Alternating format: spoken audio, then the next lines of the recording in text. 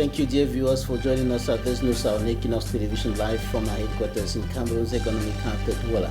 I am Bavle Jonathan. A climate of social unrest and tensions deepening in the Republic of Cameroon. Commercial bike riders in the country's economic capital on the streets again protesting against irregularities in the management of the sector and what they consider as harassment. We'll bring to you details in this edition of the 6 p.m. primetime newscast on Equinoxe Television. We'll also take you to South Africa, where at least 250 persons are reported to have died in floods, and the Prime Minister of Ivory Coast resigns as the government decides to cut down the number of ministries and the government as a whole in that African country, that West African country. Stay with us. Details coming up next.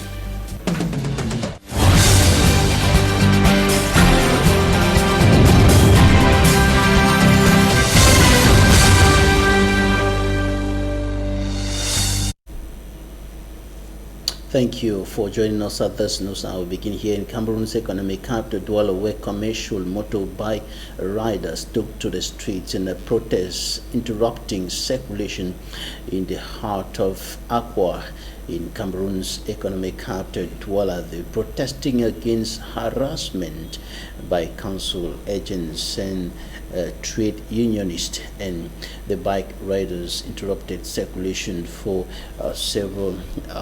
for a long period of time, and it took the intervention of forces of law and order who used water cannons and tear gas to disperse them for the situation to be brought under control. Smanjik and Gabriel reports.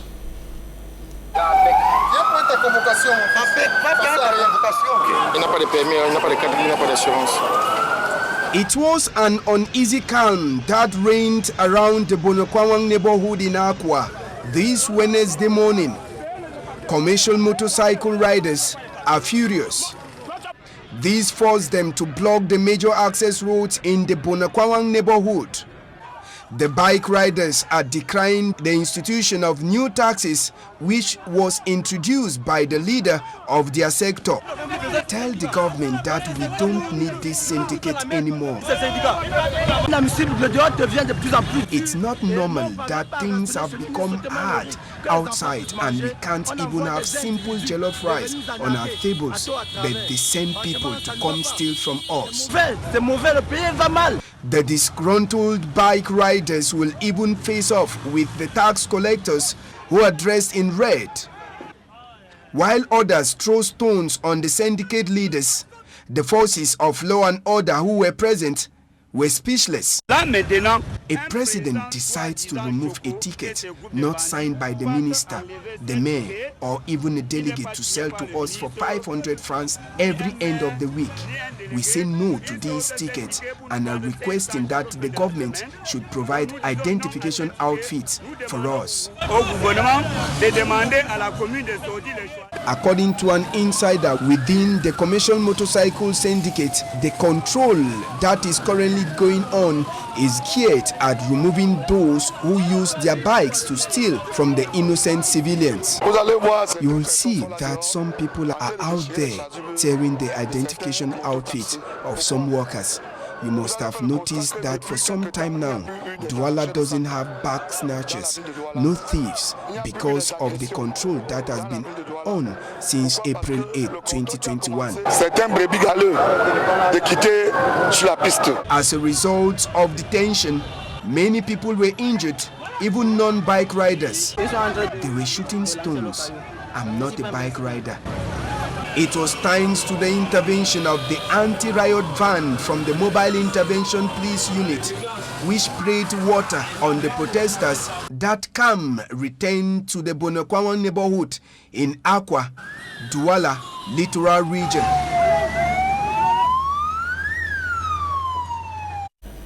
These protests of commercial bike riders in Cameroon's economic capital Douala comes to add to the social tensions in the Republic of Cameroon from north to south, east to west.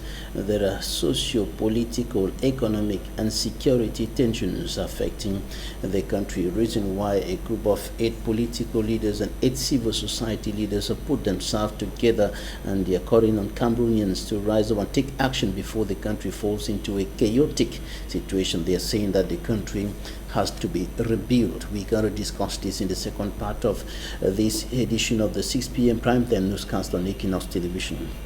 They are complaining, raising concerns about their health, which they say is at risk as a result of the fact that they are continuously inhaling toxic air. The inhabitants of Kilometre neighborhood here in Douala, and the air pollution is emanating from poor sewage disposal in that neighborhood. Immaculate Fogwe has more.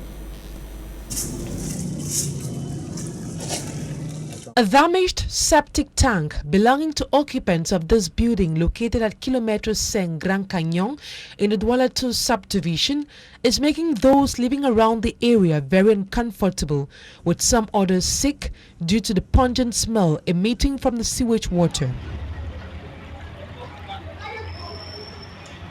Given the recent upsurge in cholera cases in the economic capital city of Douala, locals fear if nothing is done, then they will be the next victims.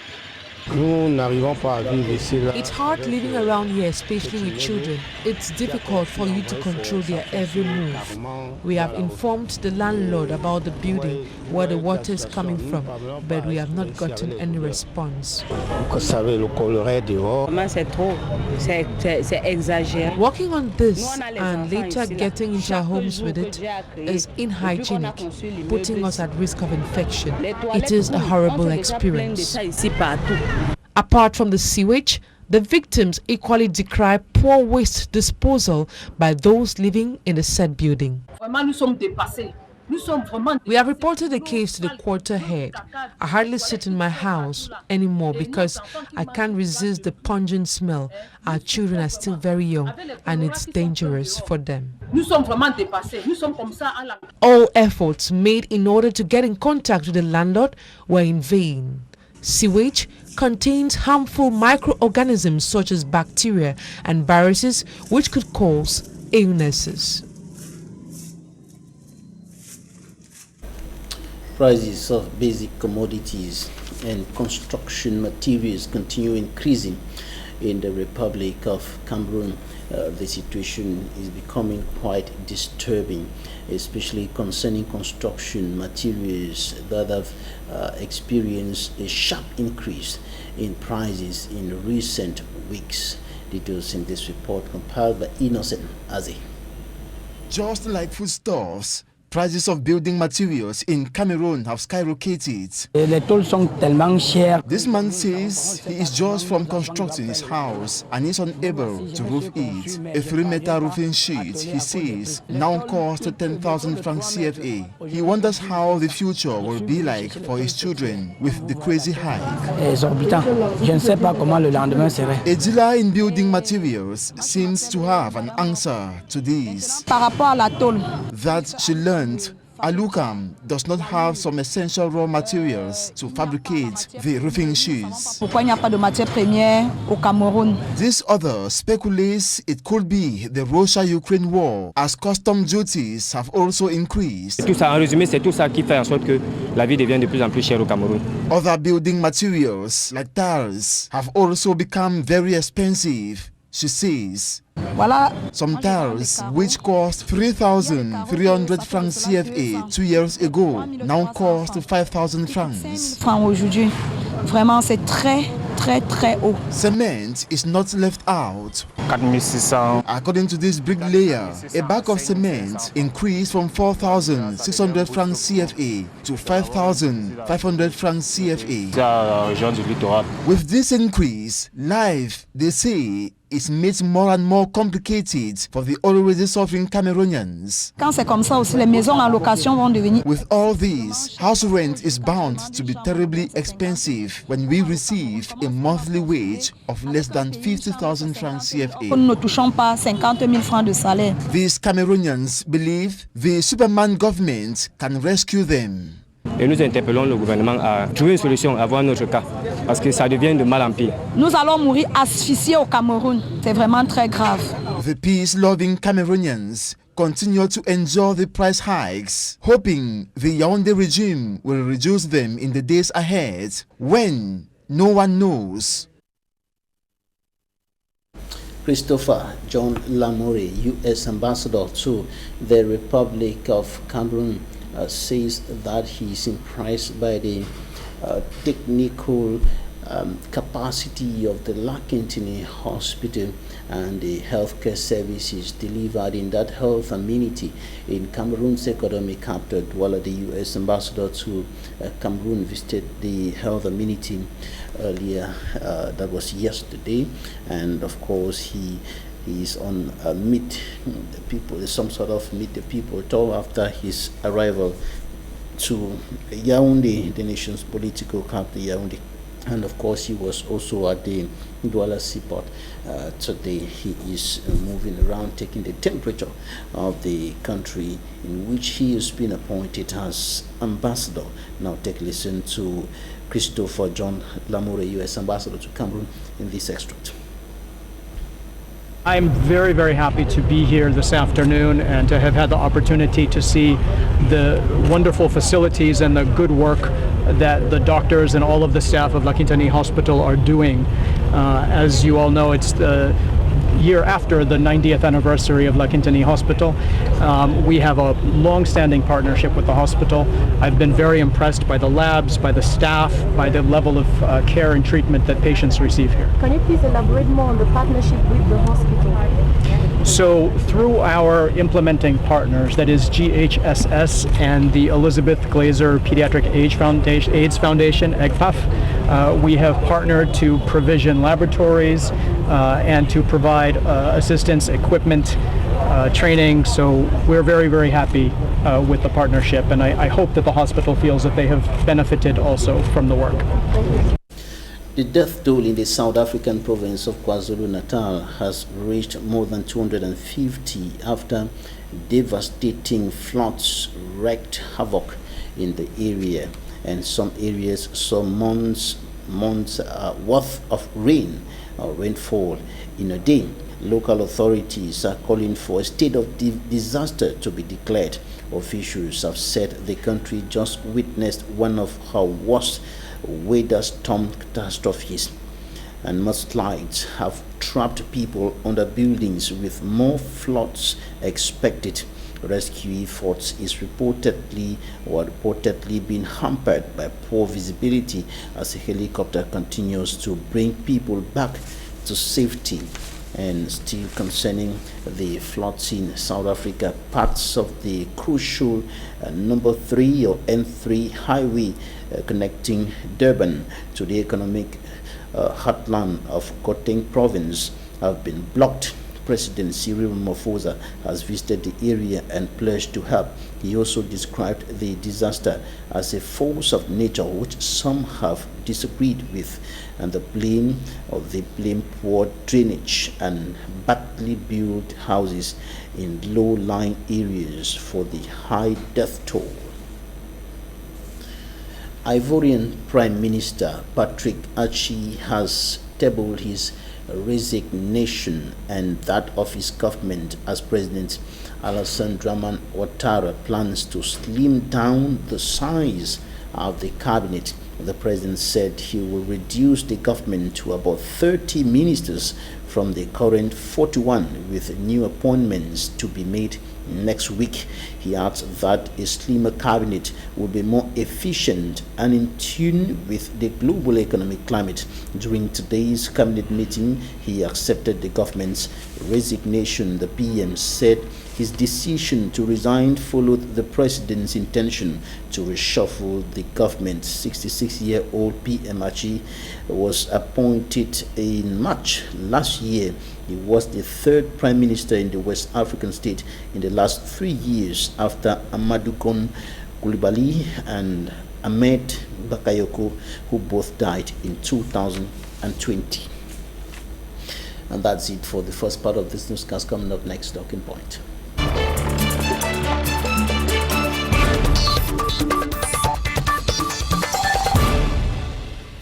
Joining us on Talking Point today, Kabanwala Edith, National President of the Cameroon People's Party and member of Stand Up for Cameroon Civil Society Platform. Madam the President, you're welcome. Thank you very much. It's a pleasure to be on the news once again on Equinoxe TV. Recently, you converged pressmen here in Cameroon's economic capital, Douala, and you said during that press conference that there is an urgent need to rebuild the foundations of Cameroon. That is why a group of 8 political leaders, including yourself, and 8 civil society leaders have come together to put up a platform in view of rebuilding or pressing for the rebuilding of the foundations of the Republic of Cameroon, and also to bring an end to the social tensions rising across the country. But before we talk about that, Madam the President, I want your reaction concerning the resignation of the Prime Minister of Ivory Coast and the intentions of President Alassane Dramane Ouattara to reduce the size of the cabinet. Yes, thank you very much. Mr. Babila, I lost you for a second there, which tells you once again some of the things where we need to rebuild completely the foundation in Cameroon is basic infrastructure, as our internet services are still not what they ought to be. Reacting on the Cote d'Ivoire, which maybe some people do not know, is also my adopted second home, because I did my secondary school education in Cote d'Ivoire, and my parents lived there for about 10 years. My family lived there for about 10 years. I think what we see, I believe, is actually a consensual rearrangement in the Ivorian government. And I think it is very, very laudable that Cote d'Ivoire is seeking to reduce the number of ministries to about 30. They were already significantly lower than a country like ours, Cameroon, with 41 ministerial posts, as opposed to our over 70. This will enable them to further reduce the expenses of government, and I believe enable them to become more effective and more efficient in the services they have to provide to Ivorian citizens. So I think it's a good move. All right, the President Alassane Dramane Ouattara wants to reduce the size of the cabinet to from 41 to 30 ministries. What lesson can Cameroon learn from this? I think there are a lot, when it comes to governance, there are a lot of lessons we can learn from Cote d'Ivoire. Maybe when it comes to football, we are able to beat them. But when it comes to governance, what we see in Cote d'Ivoire is a country that has been able to manage its economy, and through the COVID pandemic, and is bouncing back. What we see is a country that is really building its economic infrastructure. If you go, I was in Cote d'Ivoire just a few months ago, and you have the impression of being on one big construction site. Roads are being built, bridges are being built, the country's economic infrastructure, ports are being built. So they are very focused on their infrastructure, and I think this reduction in government size is a lesson for us, because what it means is that you can spend less on the big salaries of ministers and their cars and their entourage and so on, and use that money to focus more on the services that citizens need. You would be surprised to find that Cote d'Ivoire has an over 90% coverage of electricity in a city like its capital city, Abidjan. One of the things you will notice when you are in Abidjan is that there are never any cuts of light, which is a huge difference if we take the comparison with Yaoundé or Douala.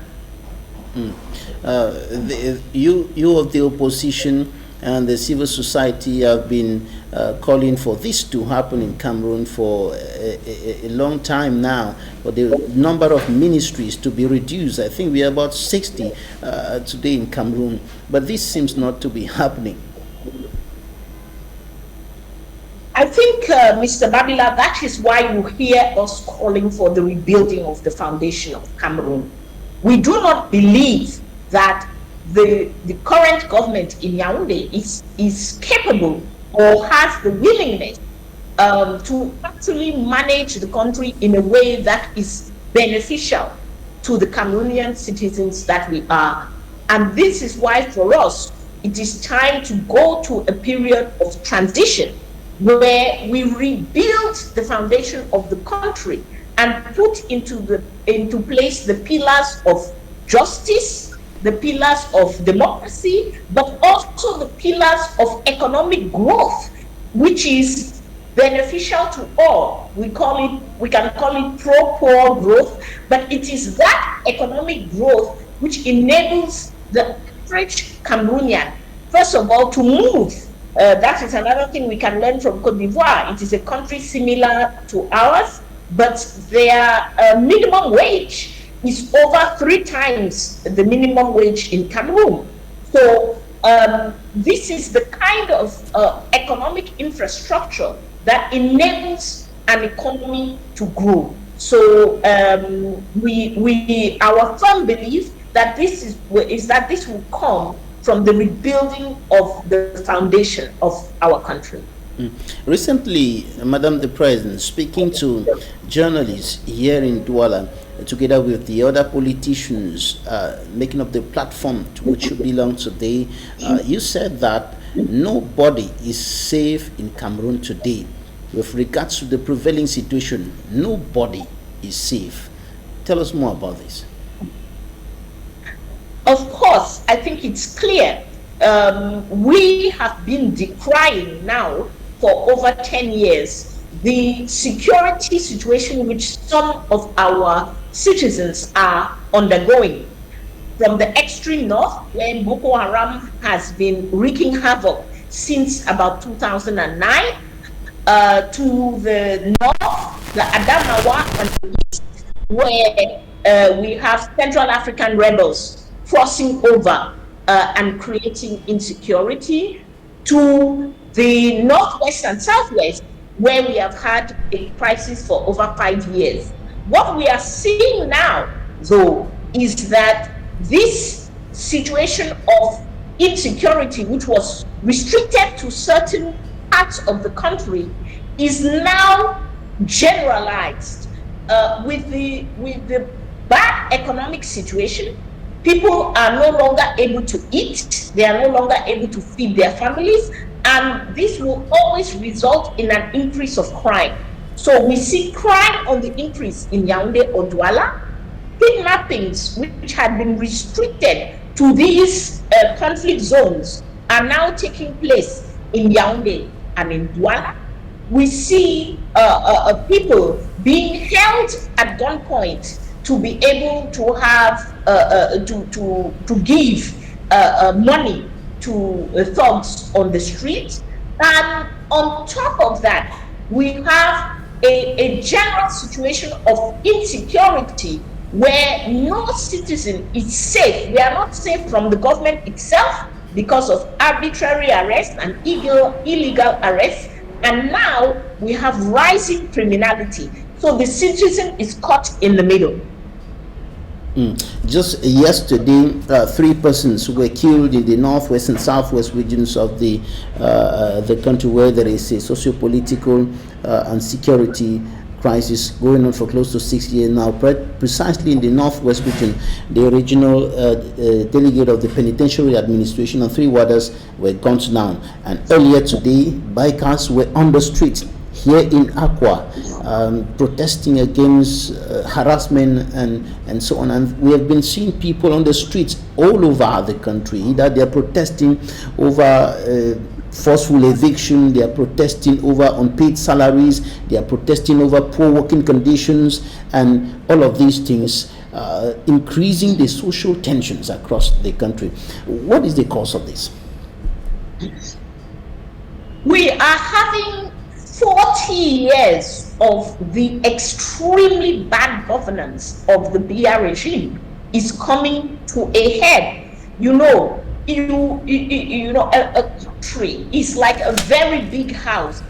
When you neglect a house, you are not maintaining it. It does not fall down from one day to the other. But you are neglecting the walls, you are neglecting the pipes, you are neglecting the foundation, you are neglecting the roof, you are neglecting every aspect of the house. There must come that day when that house is going to crumble. And it is very clear for any intelligent observer that we have reached a stage in Cameroon where the effects of the very poor governance we have had for 40 years are coming to a head. Now, our call to Cameroonians is, 1, to remain non-violent, because as we demand our rights, as we seek for a better Cameroon, which is our right to do so, we must remain violent, because the violence does not solve any problem. Number 2 is that it is very important, and that is why you saw us come together as political leaders, as civil society leaders. Citizens who are unhappy right now, they must join movements. They must join movements like Stand Up for Cameroon and other movements who are working for fundamental change in Cameroon, because you cannot get a solution alone. If teachers want a solution by themselves, and bike riders want a solution by themselves, and transporters want a solution by themselves, they will not get it, because the fundamental cause of all these problems is one and the same. It is the Biya regime and its governance. So we must come together to demand the end of that regime and to enter into a transition to rebuild the foundation where every group can have their rights. So what is required, what is needed at this point to begin the process of rebuilding the foundations of Cameroon? Is it just about putting aside the Biya regime, so to speak? Is it just about the president and his government stepping aside, stepping down, resigning? There is more to it than that. So number 1 is, of course, for that regime to step aside peacefully, non-violently. But number 2 is that we must put into place what is called a transition government. These are a group of people whose job it is to lead us through the transition. They will not stand for an election, they will not rule the country, but they will help us, 1, to conduct this famous national dialogue, which we have been demanding for the past close to 6 years, and which today is really unavoidable. Number 2 is that we must have the reform of institutions. Our institutions are not working. Courts are not working. The justice system is not working. The police, the security system is not working. The economic system is not working. The political system is not working. So we have to reform. We have to reform laws. We have to rewrite our constitution as a whole, and we have to put into place new institutions. And the conclusion of the rebuilding of the foundation is, of course, an election after the reform of the electoral system. a new election to have new leaders who are elected on this very sound basis, which is the new foundation of the country. When you look at the political situation of the country now, and what you of the opposition qualify as efforts, plans, deliberate intentions to maintain those who are in power, to maintain their hands, to maintain their grip on power. When you look at the infighting within the ruling mechanism of the country, within the ruling party, do you see this your transition coming anytime soon? Do you see the resignation of the head of state and other authorities giving way anytime soon? I think, Mr. Babila, that is it feasible? That's what I want to find out. What you're saying now, is it feasible in this context? Absolutely. That change is particular because we fight for a very, very, very long time, and then a certain number of factors happen and it comes together from one day to the next. So we believe that we are actually in this moment right now where that political change is feasible. It's more than feasible. It is actually inevitable at this time. However, we still appeal to Cameroonians and to all of the forces from civil society, from the economy, from politics, to join together and carry out this transition. Because if we do not come together and do something which is structured, which is organized, there is a risk that we can fall into chaos. So it's very, very important that we structure, we organize, and we actually carry out the transition as it should be.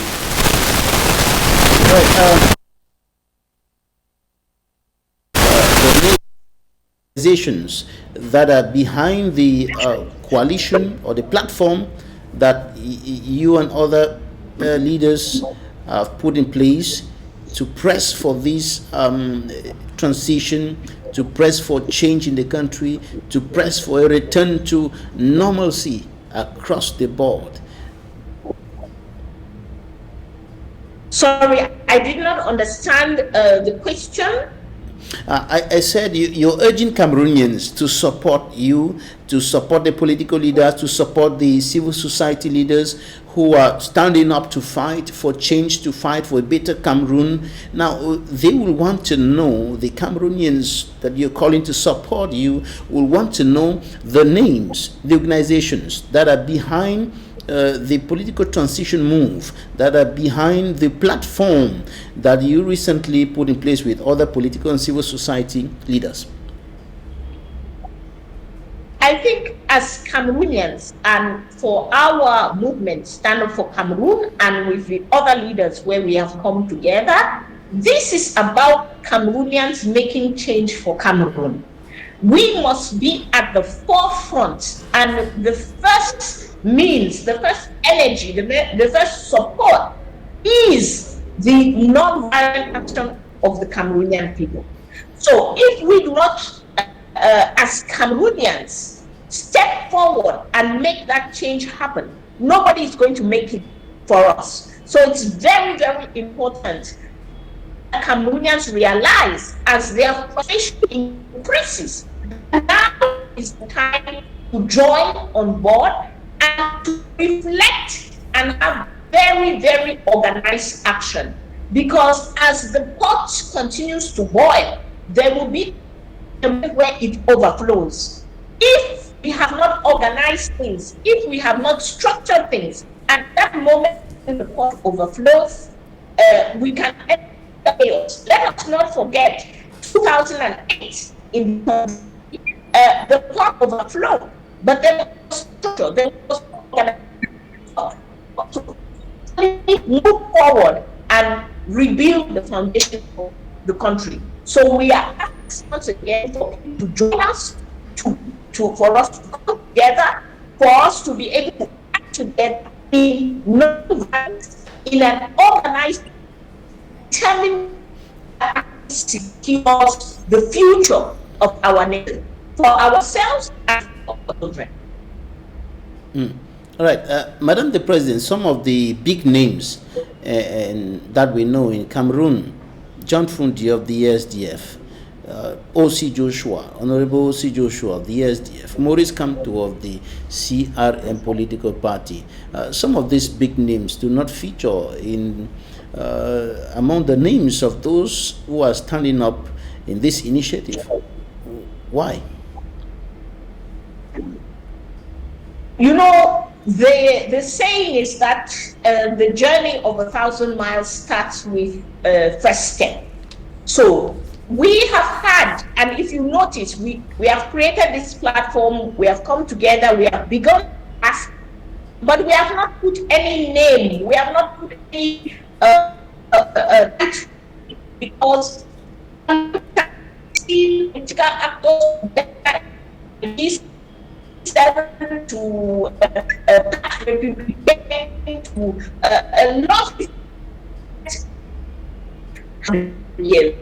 I think the most important thing is for people to come to begin acting, to leave the door open.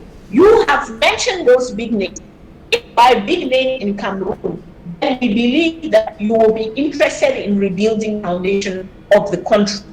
So the door is completely open. There is no limits. There are no barriers. Other than that, you have to adhere to the objective, which is we believe our country is rotten. It is not about removing one man, replacing him with another. It's not about removing one group of people and replacing them with another group of people. It is about rebuilding the pillars which our nation stands. It is about dialogue, about our so that we can talk about our north, south, so we can talk what we as Cameroonians esteem to be fundamental justice, fundamental rights, fundamental aspects of growing our economy. The door is open for every Cameroonian to come in. Big name, small name, average name, no matter what your name is, you are welcome on board. All right, we're wrapping up quickly. What are the actions in the pipeline? So you will see the leaders who have come together. You will see us carrying out field action. You will see us going towards Cameroonians. So please, we are asking Cameroon to be ready. Us will become led. So you will see us talking with people, discussing with people, and you will also see that they are carrying out non-violent protests from the Friday in Black, which you already know very well, that is going to continue, which is going to increase, to types of actions that will violent protests until we are the dynamic enough to actually kick off this transition process. Kabanwala Edith, National President of the Cameroon People's Party, the CPP, member of Stand Up for Cameroon and Mothers of the Nation civil society platforms, one of the leaders fighting, pressing for the rebuilding of the foundations of Cameroon, for the rebuilding of the country. Thanks for joining us today. Thank you so much. A pleasure. Thank you, ladies and gentlemen, for staying with us. That's it for today's edition of the 6 p.m. primetime newscast on Equinoxe Television. In 20 minutes, Serge Alangutu and his guests will be here with Equinoxe. Stay with us.